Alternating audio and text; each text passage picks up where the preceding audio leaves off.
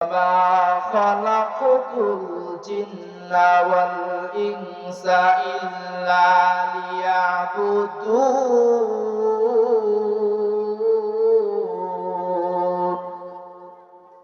এ মেরে মুহতারাম, আল্লাহ পাক রব্বুল আলামিন আমাদেরকে জমিনের মধ্যে পাঠানোর পর রব্বে কাবা বলেন, রে বান্দা, আমি আল্লাহ তোমাদেরকে জমিনের মধ্যে পাঠাইছি শুধুমাত্র কেবলমাত্র একমাত্র আমি আল্লাহর গোলামির জন্য।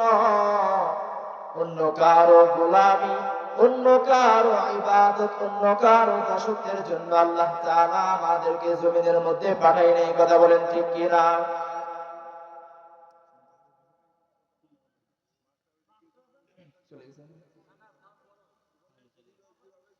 এ মুসলমানদের গোলাম, আল্লাহ পাক রব্বুল আলামিন আমাদেরকে জমিনের মধ্যে পাঠিয়েছেন তার ইবাদতের জন্য। কোন তরিকায়, কোন পন্থায়, কিভাবে আমরা মানুষ আল্লাহর ইবাদত করব, এইটা আমাদের কাছে ক্লিয়ার করার জন্য আল্লাহ পাক রব্বুল আলামিন যুগে যুগে অনেক পয়গম্বরকে পাঠাইছেন। এই পয়গম্বররা আল্লাহ পাক রব্বুল আলামিনের আনিত দ্বীন, আনিত ধর্ম আমাদের কাছে পৌঁছে দিয়েছে। আমরা মানুষ কিভাবে রব্বে কাবার গোলামি করব, তার দাসত্ব কিভাবে করব, আল্লাহ পাক রব্বুল আলামিন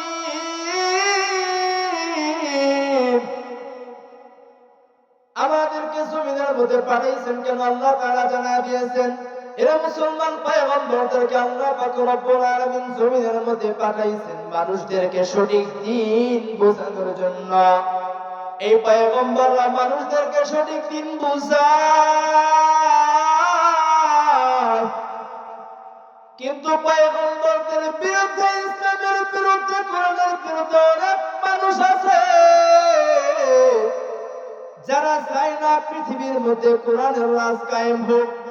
তারা চায় না পৃথিবীর মধ্যে আল্লাহর কালাম, আল্লাহর কোরআন এইটা ছড়িয়ে পড়ুক, মানুষরা দিন বুঝুক, ইসলামের ছায়া ধরে আসুক।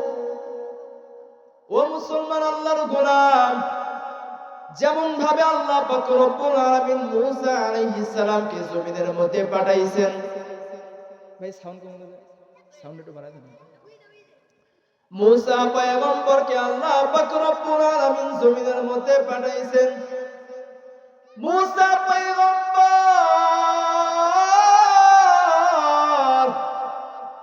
এমন একজন পয়গম্বর, পৃথিবীর মধ্যে আল্লাহ পাক রব্বুল আলামিন যত পয়গম্বরকে জমিনের মধ্যে পাঠাইছেন সবচেয়ে রাগী পয়গম্বর মূসা পয়গম্বর। এ মুসলমান, মূসা পয়গম্বরকে জমিনের মধ্যে পাঠাইছেন আল্লাহ তাআলা। ওই জামানার একজন স্বৈরাচার সরকার, নাম তার ফিরাউন। এই ফিরাউনের জীবন কাহিনী কম বেশি আমরা সকলেই জানি। ও মুসলমান আল্লাহর গোলাম, হালকা করে আপনাদের কাছে আমি বলতে চাই মূসা পয়গম্বরের জামানার একটুখানি কাহিনী। ভাইরা আমার শুনিয়ে যান। আর যারা বাহিরে কোনো ঘোরাফেরা করতেছেন মেহেরবানি করে প্যান্ডেলের মধ্যে চলে আসি। এরা মুসলমান কোন দিকে কোনো নজর নাই। এমন এক স্বৈরাচার সরকার যে এক সময় ছিল এক কবরস্থানের দারোয়ান। এই ফিরাউন সরকার হওয়ার পূর্বে তার নাম ছিল কাবুস। এই স্বৈরাচার সরকার এক সময় এক কবরস্থানের দারোয়ান ছিল। কবরস্থানের দারোয়ান সরকার থেকে টাকা পাইতো, খাবার সবকিছু সরকার থেকে দেওয়া হইতো। কিন্তু এই কাবুস নামক ফেরাউন সব লোকদেরকে ডাক দিয়া বলল, শুনো রে জনগণ,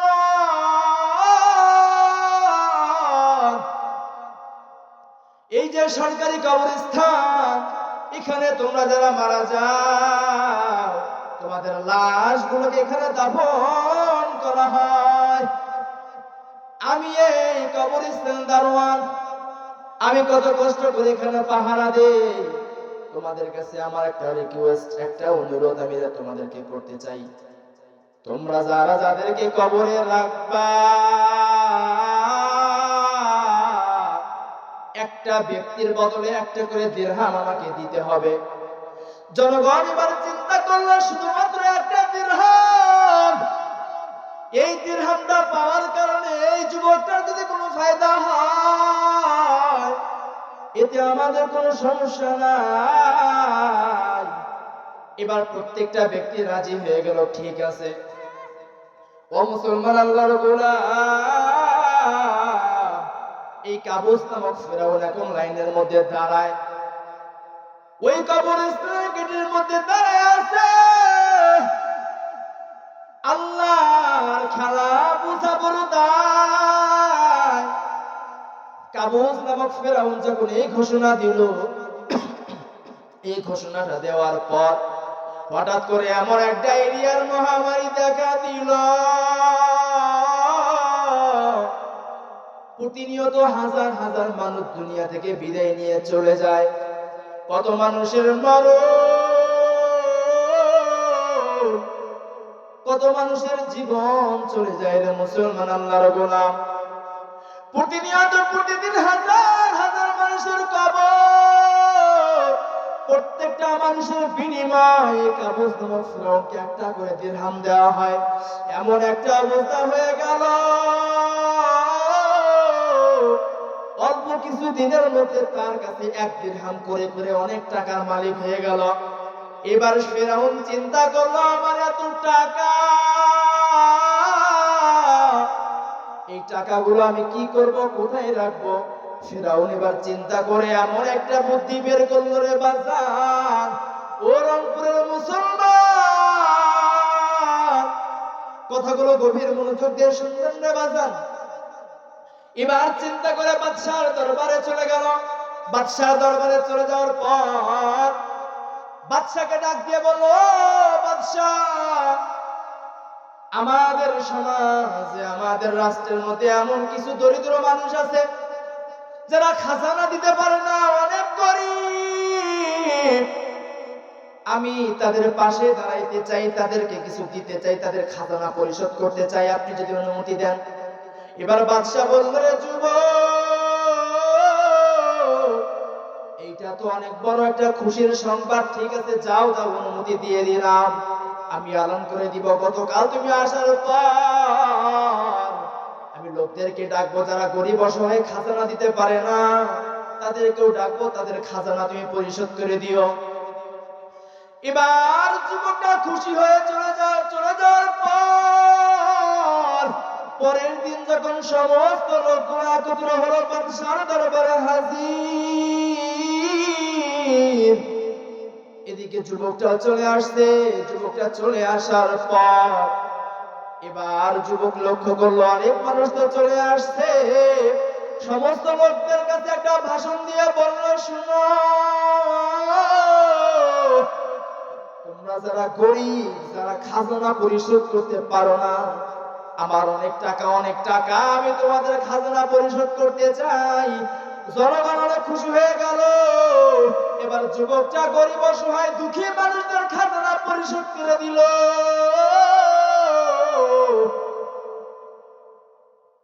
খাজানাটা পরিশোধ করার পর যুবকটা চলে গেল আবার গুলিস্তানে। হঠাৎ করে কিছুদিনের মধ্যে বাদশার ইন্তেকাল হয়ে গেল, অসুস্থ। বাদশার ইন্তেকাল হওয়ার পর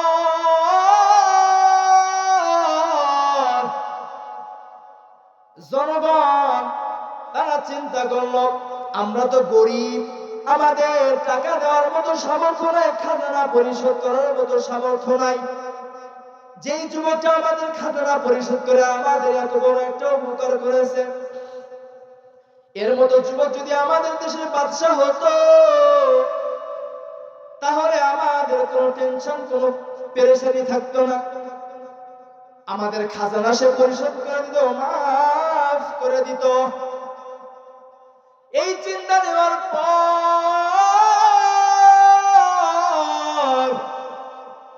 এবার জনগণ একত্র হয়ে গেল। একত্র হয়ে পরামর্শ করলো, আমাদের দেশের বাদশা যদি ওই কবরস্থানের দারোয়ানকে বানানো যায়, আমাদের টেনশন থাকবে না, পেরেশানি চিন্তা থাকবে না।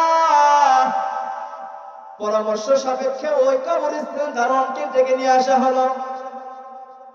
ওই কবরস্থানের দারোয়ান তাকে ডেকে নিয়ে আসার পর তাকে বাদশাহিত্ব দান করা হলো। আঙ্গুল খুলে কলার গাছ, কোনো পেরেশানি নাই, কোনো টেনশন নাই। জনগণের পিছনে দৌড়াতে হয় না। জনগণের কাছে ভোট চাওয়া লাগে না রে মুসলমান। ভোট ছাড়া, কোনো পরিশ্রম ছাড়া, কোনো কষ্ট ছাড়া কাবুস নামক ফিরাউন মিশরের বাদশা হয়ে গেল। বাদশাহী পাওয়ার পর সুন্দর করে দিনকাল চলতেছে। বাদশাহিত্ব পাওয়ার পর কয়েকদিন গেল, কিছুদিন যাওয়ার পর এই ফিরাউন রাতের বেলা ঘুমায়, কিন্তু চোখের মধ্যে ঘুম নাই। দুনিয়ার যত টেনশন পেরেশানি, যত খারাপ স্বপ্ন আছে, সব ফিরাউনের মাথার মধ্যে ঢুকে গেল। রাতের বেলা ঘুমায়, কিন্তু ফিরাউনের চোখের মধ্যে কোনো ঘুম নাই। নানান টেনশন, অনেক খারাপ খারাপ স্বপ্ন দেখে। এবার ফিরাউন রাজ দরবারে চলে আসলো। হামানকে ডাক দিয়া বলে, ডাকো হামান, এদিকে আয়। আমাদের এই রাজ্যের মধ্যে যতগুলো জ্যোতিষী আছে সবগুলোকে ডাক। সবগুলোকে ডাকার পর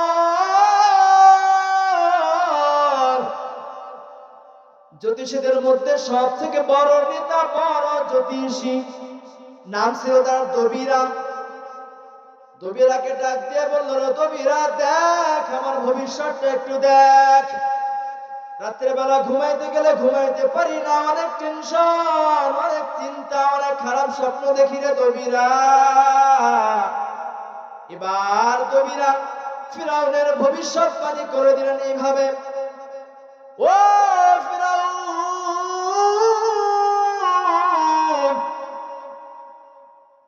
তুমি তো এক সময় ছিলা এক কবরস্থানে দারোয়ান, সেখান থেকে আঙ্গুল খুলে কলার গাছ, এক চান্সে দেশের প্রেসিডেন্ট হয়ে গেছো। অনেক বড় একটা খুশির সংবাদ, দেশের প্রেসিডেন্ট হয়েছে, অনেক বড় একটা খুশির খবর। কিন্তু দেশের প্রেসিডেন্ট হওয়ার পর আপনার ভবিষ্যতের দিকে তাকাইলে আমি শুধু একটা জিনিস দেখতে পাই, আগামী 3 মাসের মধ্যে আপনার দেশের মধ্যে এক যুবকের জন্ম হবে, এক সন্তানের জন্ম হবে, যেই সন্তানটার নাম হবে মূসা। এই সন্তানের জন্য, এই যুবকের জন্য আপনার রাজত্ব চলে যাবে, আপনার বাদশাহিত্ব চলে যাবে, প্রয়োজনে আপনার জীবনটাও যেতে পারে।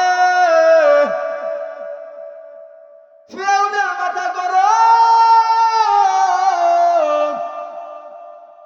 কি শোনালো আমাকে, কি শোনায়?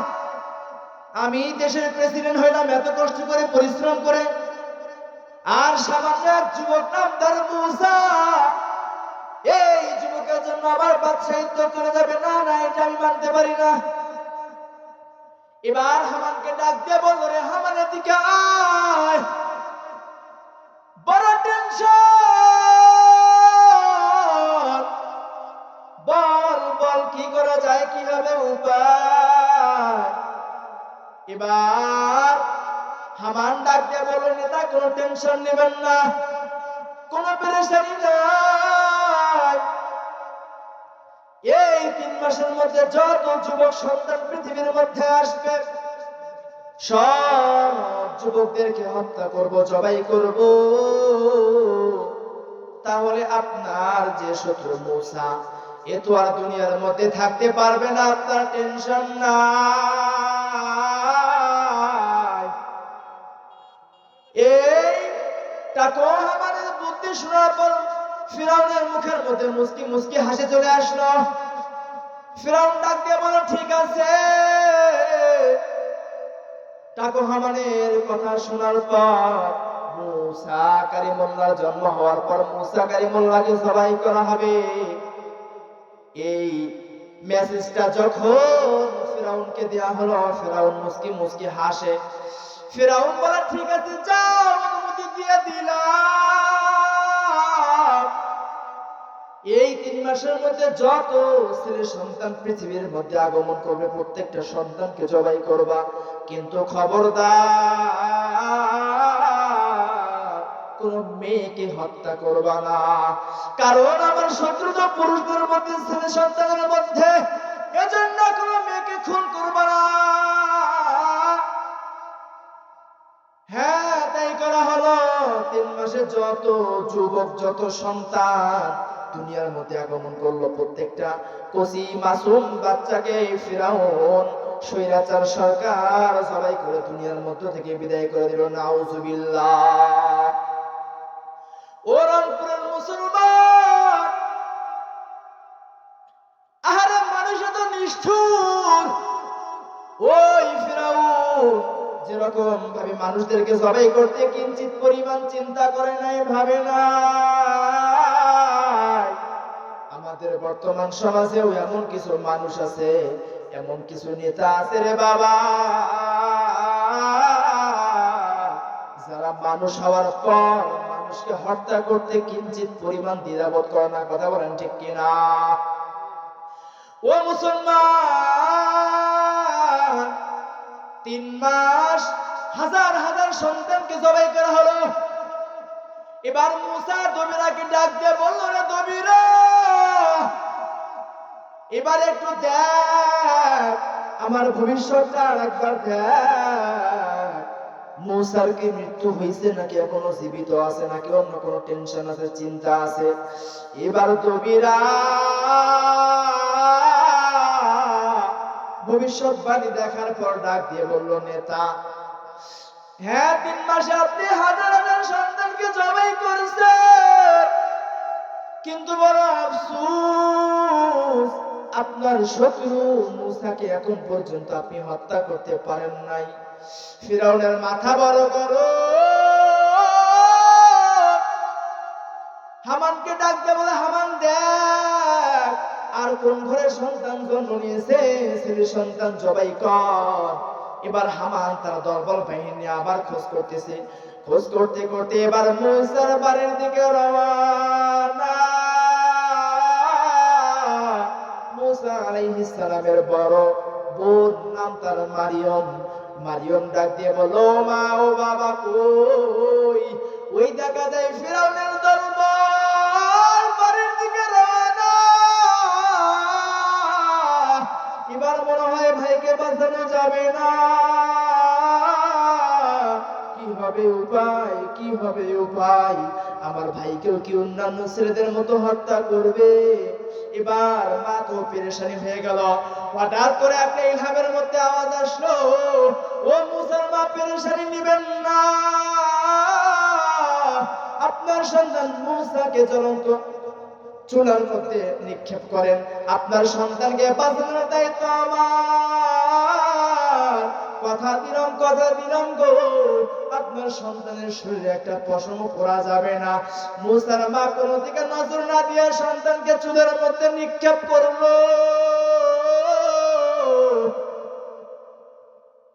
এবার ফিরাউন বাহিনী চলে আসলো। বাড়ির আনাচে কানাচে সব জায়গায় খোঁজ করলো, কিন্তু কোনো সন্তানকে পাইল না। এবার ফিরাউনের দলবল চলে যাওয়ার পর মূসার বাবা মূসার মাকে ডাক দিয়ে বলে, বিবি তুমি কোন কাজটা করলা? আমার সন্তান মনে হয় এতক্ষণ আগুনের মধ্যে জ্বলে কালো কয়লার মতো কালো হয়ে গেছে। আমার সন্তানকে যদি সবাই করতো, সন্তানকে একটা নজর দেখতে পারতাম, সন্তানকে বুকের মধ্যে জড়ায় নিতে পারতাম। কিন্তু ফিরাউনের দরবার বাইরের ভয় আমার সন্তানকে আপনি চুলার মধ্যে ঢুকাইছেন। তাড়াতাড়ি দেখো আমার সন্তানের কি হালাত, আমার সন্তানের কি অবস্থা। এবার মুসা আগুনের দিকে তাকায় দেখে মুসা পয়গম্বর চুলার আগুনের মধ্যে একটা পশমও পড়া যায় নাই, মুস্কি মুস্কি হাসতেছে। সুবহানাল্লাহ। আল্লাহর খেলা বোঝা বড় তার, কেমন বড় রহমান। अल्लाह अल्लाह क्या मुबारक नाम है, अल्लाह अल्लाह आशिकों का काम है। या इलाही तू मेरा माबूद है, या इलाही तू मेरा माशूक है। या इलाही मुझसे मुझको दूर कर, ताकि देखो मुझ में तुझको एक नजर। আল্লাহর খেলা বোঝা বড় তাই রে মুসলমান। এবার মুসা পয়গম্বরকে হেফাজত করলেন আমার আল্লাহ। মুসা পয়গম্বরকে ফিরাউনের হাত থেকে হেফাজত করলেন আমার আল্লাহ। সময় বড় স্বল্প, নইলে আপনাদেরকে বোঝা যাইতাম আল্লাহর খেলা কত বড়। আল্লাহর খেলা কেউ ধরতে পারে না। যেই মুসাকে হত্যা করার জন্য ফিরাউন উঠে পড়ে লেগেছিল, আল্লাহ পাক রব্বুল আলামিনের কুদরতে এই মুসা পয়গম্বরকে ফিরাউনের বাড়ির মধ্যে আল্লাহ তাআলা লালন পালন করাইছেন রে মুসলমান। এই ফিরাউনের হাতে আর এই মুসা পয়গম্বরের হাতে ফিরাউনের জীবনটা চলে গেছে রে বাজান। কথা বলার সময় নাই, সময় বড় স্বল্প, এজন্য বুঝিয়া নেন। এই ঘটনা বলার একটাই কারণ, একটাই মাকসাদ, একটাই উদ্দেশ্য। আল্লাহর খেলা বোঝা বড় তাই আল্লাহর সঙ্গে যারা বার্গেনিং করে চলবে, আল্লাহর উপর যারা বরাদ্দ করবে, যারা বলবে আনা রব্বুকুমুল আলা, আমি সব থেকে বড় রব, আমার উপর কোন রব নাই, আল্লাহর হুকুম মানবে না, আল্লাহ পাক রব্বুল আলামিন এই সমস্ত শহীদাসারকে জমিন থেকে বেজ্জতের সঙ্গে চিরবিদায় করে দিবে। কথা বলেন ঠিক কিনা? যারা কোরআনের বিরুদ্ধে কথা বলবে, ইসলামের বিরুদ্ধে কথা বলবে, যারা পয়গম্বরের বিরুদ্ধে কথা বলবে, আল্লাহ পাক রব্বুল আলামিন তাদেরকে বেজ্জতের সঙ্গে দুনিয়া থেকে চিরবিদায় করে দিবে। যেমন গত কয়েকদিন পূর্বে এক কুলাঙ্গার কুত্তা বেঈমান নাস্তিক কোরআনকে মাদ্রাসা থেকে বের করার পর আগুন দিয়ে জ্বালায় দিয়েছে, পা দ্বারা লাথি মেরেছিল মুসলমান। আমরা 95% মুসলমানের দেশে থাকার পর এই সমস্ত নাস্তিক বেঈমান কুলাঙ্গার কুত্তাদের বিরুদ্ধে কোনো পদক্ষেপ নিতে পারতেছি না। ওই আবুল সরকার আমার আল্লাহর বিরুদ্ধে কথা বলেছে। এই সমস্ত নাস্তিক কুত্তা বেঈমান নাফরমান জাহান্নামের কীটের বিরুদ্ধে আমাদেরকে পদক্ষেপ নিতে হবে। কথা বলেন ঠিক কিনা? এই সমস্ত নাস্তিক বেঈমান কুলাঙ্গার কুত্তাদেরকে বাংলার জমিনে থাকতে দেওয়া যাবে না।